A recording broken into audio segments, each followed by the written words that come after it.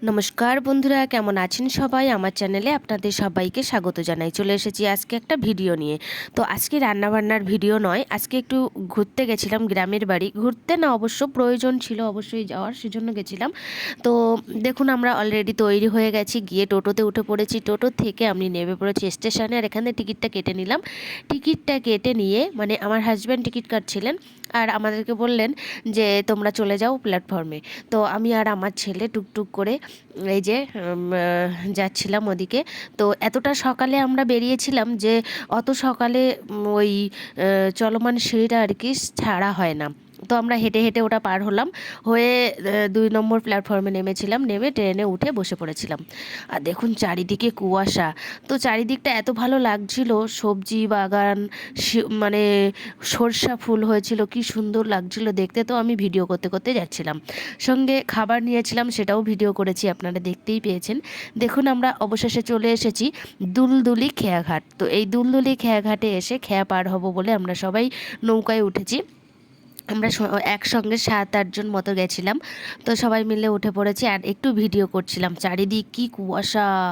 আমরা ওখানে যখন গেছিলাম তখন 8টা-9টা বেজে গেছিলো। খুব কুয়াশা ছিল সেদিন, রোদ বেরোয়নি খুব একটা, মানে বেরোয়নি বলতে গেলে দিনের শেষের দিকে অল্প একটু বেরিয়েছিল। তো খেয়াটা থেমেছে জেটিতে, মানে ভাসমান ব্রিজের উপরে। তো আমরা সেখানে নেমে গেছি। নেমে এই দেখুন আমরা যাচ্ছি ভাসমান ব্রিজের ওই যে যাওয়ার জায়গাটা দিয়ে। আমরা সবাই মিলে চলে গেলাম। গিয়ে আমরা ইঞ্জিন ভ্যানে করে পৌঁছে গেলাম আমাদের গন্তব্যস্থানে। এই যে সেই গেছি। আসলে আমার মেজে কাকা শ্বশুর মারা গেছেন, তো ওনার শ্রাদ্ধানুষ্ঠান ছিল, সেই জন্য আমরা গেছিলাম। তো পৌঁছে তো গেছি বাড়িতে। এসে এখানে যখন আমার ছেলে দেখুন ঠাকুরমশাইয়ের সঙ্গে বসেই ছিল, আর আমরা ওখানে ভিতরে কাজ হচ্ছে বলে আমরা একটু বাইরে এদিক ওদিক ঘুরছিলাম, দেখছিলাম পুকুরে মাছ ধরছে, হাঁস চড়ছে। আবার একটু এদিকে এসে দেখলাম যে আমার দেওররা বসে পড়েছে কাজে। তো আমরা এদিকটা ঘুরতে এলাম। এই যে আমার শ্বশুরমশাই নিজে হাতে এই জায়গায় লাগিয়েছিলেন নারকেল গাছ। দেখুন কত নারকেল গাছ লাগিয়েছে এক লাইন দিয়ে, আর এত সুন্দর লেগে গেছে, কি সুন্দর লাগছিল। তো চারিদিকটা একটু ঘুরে ফিরে দেখে নিলাম।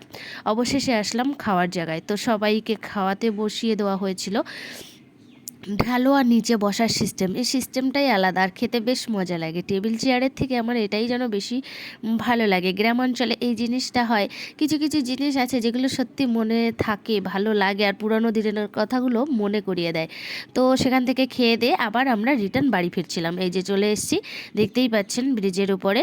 তো এসে চারিদিকটা একটু ভিডিও করেছিলাম, আর চারিদিকটা ভিডিও করে নিয়ে তারপরে আমরা খেয়ায় উঠেছিলাম। খেয়ায় উঠে পার হয়ে তারপরে গাড়িতে করে সোজা বাড়িতে চলে এসেছিলাম। তো সেগুলোই আর দেখায়নি, মোটামুটি খেয়াঘাট পর্যন্ত আমি আপনাদেরকে শেয়ার করলাম আপনাদের সামনে।